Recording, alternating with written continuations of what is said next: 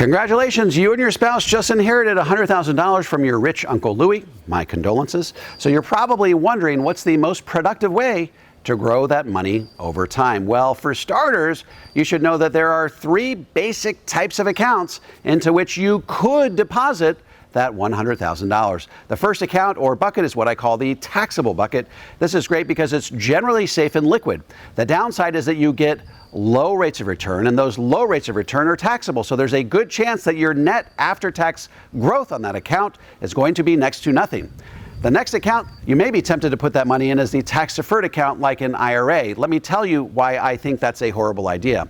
Most experts believe that tax rates in the future, even in the next 10 years, are likely to be dramatically higher than they are today, even potentially twice as high. So while you would be getting a deduction for that IRA contribution, you'll be getting that deduction at historically low tax rates, only to postpone the payment of those taxes to a point sometime in the future when tax rates are likely to be dramatically higher than they are today.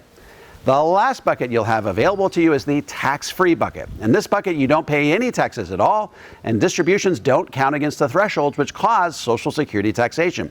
That's absolutely crucial when it comes to wringing the most out of your retirement dollars. Now, it's no secret that I'm a huge fan of the tax-free bucket. In fact, I wrote a best-selling book about it called The Power of Zero. So the question becomes, how can you get some or all of that $100,000 into that tax-free bucket all in 1 year so you'll never have to pay tax on it again? Well, the first thing I'd recommend you do is fully fund a Roth IRA for you and your spouse. I love Roth IRAs because they're 100% tax-free. You have full liquidity on whatever you contribute, and it does not cause Social Security taxation upon distribution. In 2023, two 50-year-olds can contribute $7,500 each for a total of $15,000 per year. Now, if you can't fully fund a Roth IRA because you and your spouse make more than $228,000 of modified adjusted gross income, then you can still effectively do a Roth IRA. You do so by way of what's called a backdoor Roth contribution. You simply contribute the full $15,000 to you and your spouse's non-deductible IRAs. Then in the very next breath, you execute a Roth conversion. You contributed after-tax dollars, you did a conversion, and the money ended up in the same tax-free environment. So it's exactly as if you had contributed to a Roth IRA in the first place. Okay, that leaves you with $85,000 of your original inheritance. What comes next?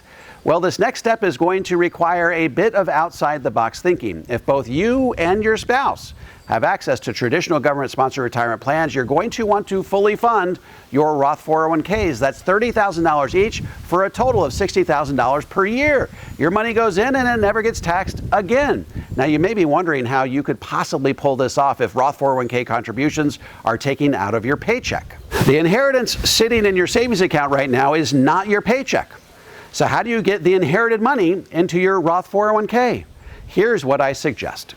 Go to each of your human resource contacts and have them increase your paycheck deferral to your Roth 401k to the full $30,000. Now, that will obviously reduce your after-tax take-home pay, so you'll have to find a way to compensate.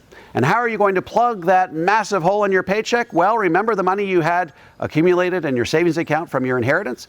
Live off that money instead. So your inherited money made it into your Roth 401k only in a roundabout sort of a way. Now, as a reminder, your Roth 401k likely has a match, and as of this year, that match can likewise be directed to the Roth portion of your 401k. That could easily add up to another $10,000 tax-free dollars per year. Okay, let's summarize what I've recommended so far. You contributed $15,000 to your Roth IRAs.